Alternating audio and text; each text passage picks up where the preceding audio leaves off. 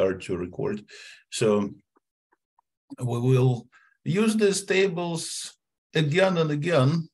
And in the case if you don't have the link to these tables, I'm gonna paste this link here in the Zoom chat. Yes, please. It's a very good idea to discuss whatever you have in mind. So we will have a little quiz at the end of class, and then after the quiz, we can definitely talk about whatever you need to discuss with me. So it looks like we have the tables here, and we see how we use them. We see where the row and the columns meet. So let me go back to the textbook and do another problem to refresh your memories on how to use tables. So how about exercise number 26? There's one more problem. So now they want again the area to be less than negative 361. Okay, so Z is smaller than negative 3.61. So first of all, I write it down. Then I need to find that number negative 361 in my tables. So it'd be somewhere to the left from 0, right? So negative 361. And when I open the tables, I notice that there is no negative 361 in it.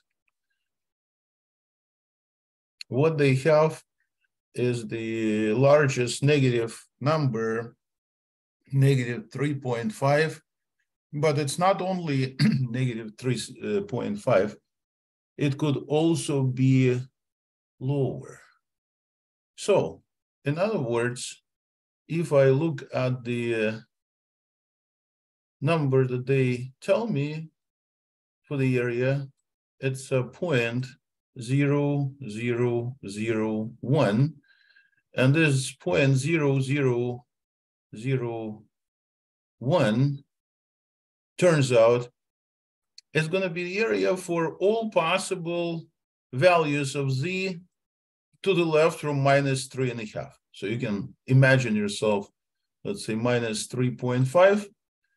And since the area to the left from it is 0.0001, then they say just treat all of the areas with this number. Of course, they will be lower, but they're not really something that we have.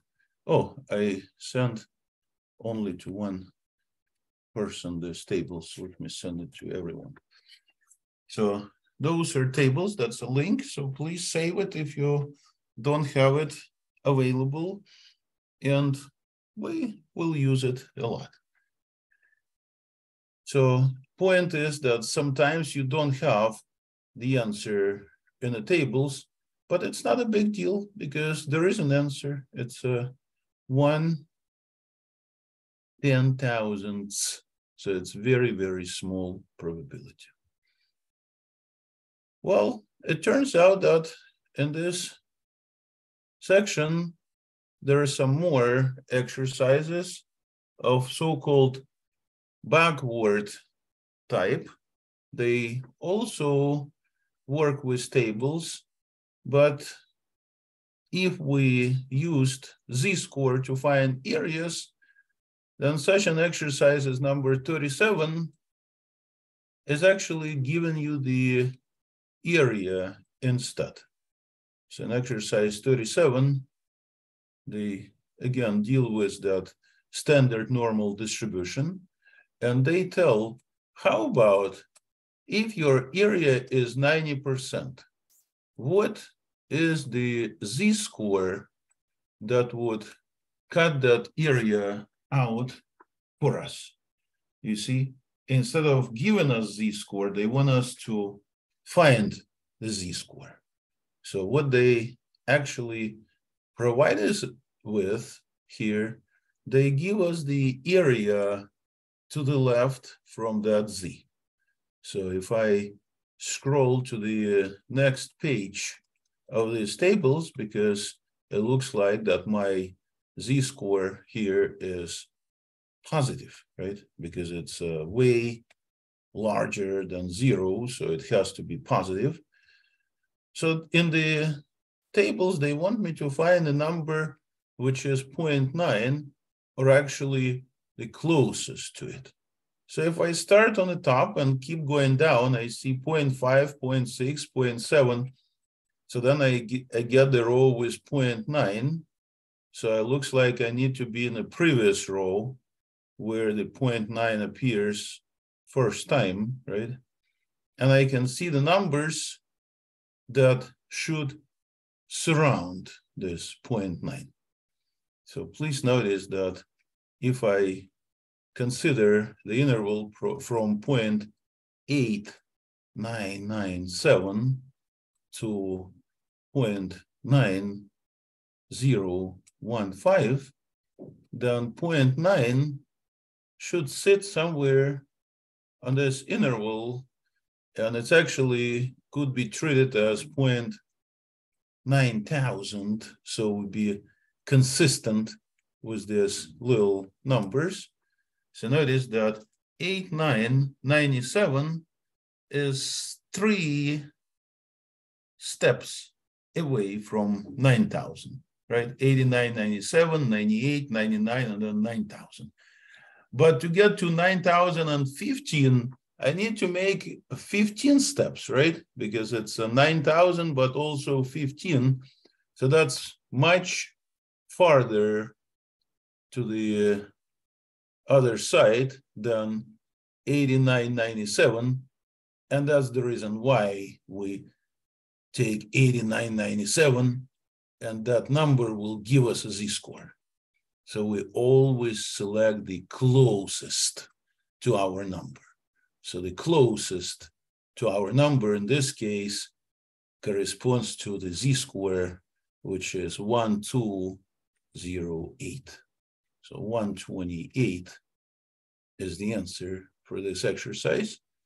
So instead of using the Z-scores and then finding the area, we went backwards. We found area first, and then based on that area, I added the row and the column and produced the answer. So sometimes we can use tables in a backward format. I guess I'll do another exercise here so you see this again. So let me do problem number 40 that talks about 3%. So 3% is a little number like 0.03, right? 3%, that's in terms of hundreds, 0.03. So they say that 3% of thermometers rejected because some of them are too high, and another 3% rejected because some of the readings are too low. So it looks like too high will be here on the right side, and too low will be on the left side. And since the 0 is in the middle and the picture is symmetric, then I can just find the one on the left side, and on the other side it will be opposite. So if that's a Z with a plus sign on the right, then same, but negative will be on the left. So I need to find 0.03 in my tables. And for that matter, I'm gonna scroll up where the negative Z scores are located, because looks like we now need the one on the left, which is negative, right? So let us maybe clean this mess a little bit and try to find the closest number to 0.03. And to find it, again, I start on the top and move down, and I see that these will keep on increasing. And it looks like the row here with minus 0.5 or something should be the one that I use.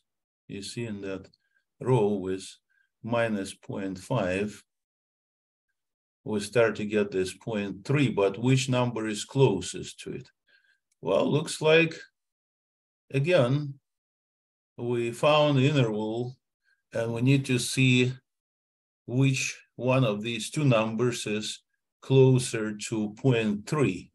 Is that with 15 or 81? So turns out that if I try to get to the, let's say, 3015, then I go by 15 of those units. But if that's 2981, from 81 to get to 3000, I need to get 19. Do you see? Of course, there's 0.00, but roughly speaking, the one on the left is bigger, right? That 15 actually is closer to what I need. And because of this, I need to have a column under 0.02. So my z-score is minus 0.52. So I just put together 0.5 and 0.02 and get minus 52. And on the other side, it'd be then plus 0.52. So we just use tables backwards. We will have problems in the later sections that we'll use. So why is that such a number? And the answer is because I did it wrong, because I wasn't careful. Shame on me, because I wasn't careful at all, but thanks so much for helping me, because I definitely was not careful, so I better get this concentration back. So let me clear this, but I guess you got the main point, right? We need to get closer. And in fact, I think it's good that I wasn't careful, because I actually have to go to 0.03, not to 0.3, right? Because I went to 0.3, but I went to 0.03 again, because I made a mistake. I need to be careful. I need to concentrate. So I need to say to myself, let's concentrate. So now I'm concentrated, and I got to 0.03, and looks like once I hit that row, please notice 0.04 is after it, right? So I need to be in the row with 0.03, so it's next to minus 1.8. So let's see, I keep going to the right, and here's the position. Here it is, finally. But again, thank you so much for being careful and making sure that we do it right. So maybe I can still use that same picture. I'm just gonna get rid of that part.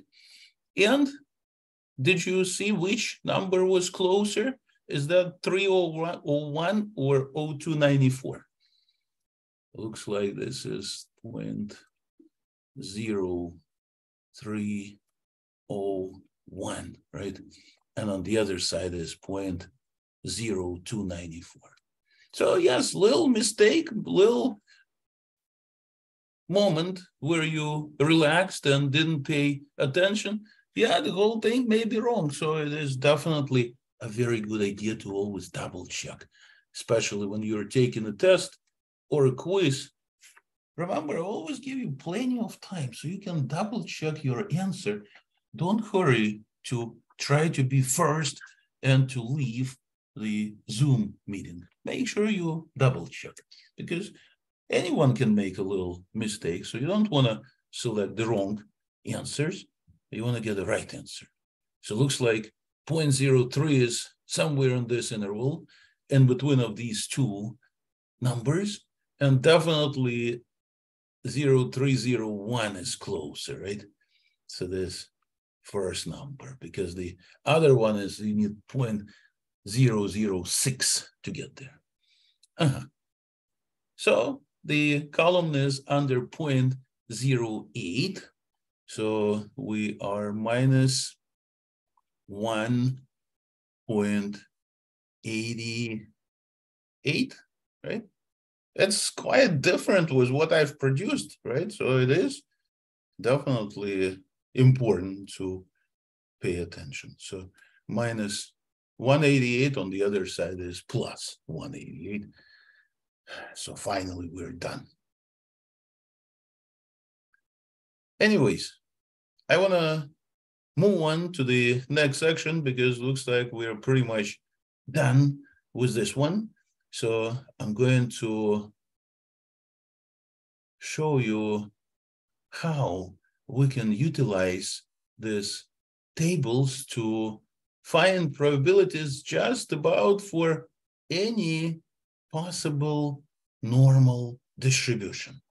So we used to work with a rare case where your mean was equal to 0 and the standard deviation was equal to 1.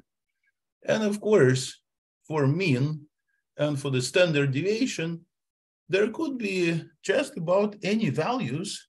And that's exactly what they have here in the next section. So they're talking about how we can convert any normal distribution to our special one, to the standard normal. So to convert, here's the formula. So to convert, I can find that z-square based on any value of x, I can find any value, a corresponding value of z, and this is x subtract mean over standard deviation. So let me take a problem, and based on that exercise, I'm sure you will get a little bit of intuition why we should be using this type of conversion formula. So problem 1, I think, is a good example and intuitive. So let me check what's going on in problem 1. That says, if they want you to find the probability is less than 1/15. So they say probability less than 1/15. Please notice I no longer put z in the parentheses. The reason is that we have just distribution with mean equal to 100 and a standard deviation equals to 15. So I just have some normal distribution. So 100 is here. That's where the highest probability is, the mean. And standard deviation is equal to 15. So their question is, find area or probability that corresponds to 115 or lower values. And it turns out that what we can do is use the formula above to get that corresponding value of z that will give us exactly the same area. And that same area I can find using tables as long as I get my z. So to get z, I will use this new formula. So let me use it first, and then we'll see why it makes sense based on these numbers. So for value of x, I have 115. So that's the one that I want to convert to the z-square. Mean is given, it's 100. And then standard deviation is 15. So when I subtract 115 and 100, I get 15, and I divide it by 15, and I get 1. So the z-square that corresponds to this particular question equals to 1. And please notice that since your standard deviation is 15, that's exactly 1 z-square from my mean, from my center. And that's exactly what z-score formula says. How many standard deviations we are away from mean. So I guess that's the idea of z-score, but you don't have to remember this. You could just use this formula anytime you convert. And then, well, let's use the tables carefully. So I need to find a z-score which is positive. So I need to scroll down where the positives are. So I need 1.0, right? Because my z-score happens to be 1, or you can say it's a 1.00. So 0 will be for the row, and actually for the row will be 1.0, and for the column will be 0.00, right? So this is my area. It came from the tables. It is equal to 0.8413, and this is exactly what we need, because they want an area from z to the left or from the left to z, so that's exactly what the tables gave us. So it's about 84%. So what I just did, I answered the question. So there is some distribution, and they know it's mean and standard deviation. So they say population of people is distributed normally with such a mean and such a standard deviation. Okay, so the question is, so what's the chance that someone has the score less than 115? So we found 84%.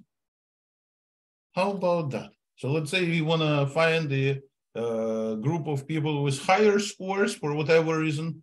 Well, the chances will be less than that for sure, because 84% chance that it's lower. So it is very interesting. And I guess that's what we are going to do in this section. So let me try problem number 9 to see that this is having tremendous applications to the real life. And that's what statistics is all about. So some people get very impressed. So for instance, let's say if you're working in the hospital and measuring people's temperature or just collect information about these, then here's the information. They say that at the hospital in New York, they use mean, which is 98.2. So in exercise 9, let me start right away with my favorite bell-shaped curve, right? So the mean, the maximum will be at 98.2, and that's going to be a mu, right? And standard deviation, they say, is a sigma, and this is 0.62 degrees. Okay, so we have mean, we have standard deviation. Let me write this a little bit better. So now we need to answer question in part A that says 100.6 is the lowest temperature considered to be a fever. So the question is, what percentage, what probability, P, percent, probability, the same thing, that people will have more, so X is higher than or equal to 100.6. So in other words, what part of population will have a fever? Because fever is when you have a high temperature, right? So it could be cut off 100.6 or higher. So the question is, what will be corresponding z-score to this, right? So if I be able to find that z, then I should be able to get the area, and that area is exactly that percentage. So it's time to use this new formula. Again, this is x subtract mean divided by standard deviation, right? So let me put the numbers in. Just same as in the previous example. So I put this x value, the number x is compared with 100.6 minus 98.2, that's the mean for population, and then divide this by 0.62. And you can definitely, you need to use a calculator here. So make sure you use parentheses around numerator. So you're going to do this right. So I'm going to enter in a parentheses my 100. So try to put this in a calculator. In fact, I think it'd be a good idea if I ask you to calculate one z-score like that for a quiz. So you get used to this calculator numbers. And then 0.62 I put in denominator. And there you go. I have the z-score. 3 and a little something. 3.870, whatever. Dot, dot, dot. We usually need only hundreds, right? So this looks like 3.87. So now the question is, what is the probability? Well, let us check the table. Do we see such a big z-score in it, in the tables? I don't think so. It goes up to 3.5, but that's fine. We know how to get the answer. If it's 3.5 and up, then it's 0.9999. And that's the area from the left side, right? Remember, we always get area from the left, right? Well, it's okay. We need area on the other side. That's what we need. So take its complement, remember? Subtract from 1, our old favorite. Subtract from 1, so you get the other side. So I subtract this bunch of 9s from 1, I get 0, 0, 0, 1. That's the little probability. So it looks like no chance that a person will have a fever, pretty much. Not too many people have fever, so looks like it's normal.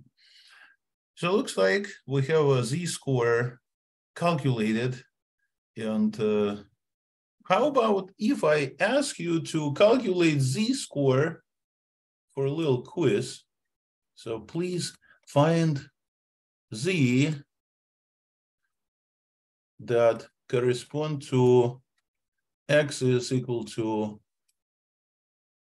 100. So I give you a nicer number, 100. I think it's better than 100 and something, right?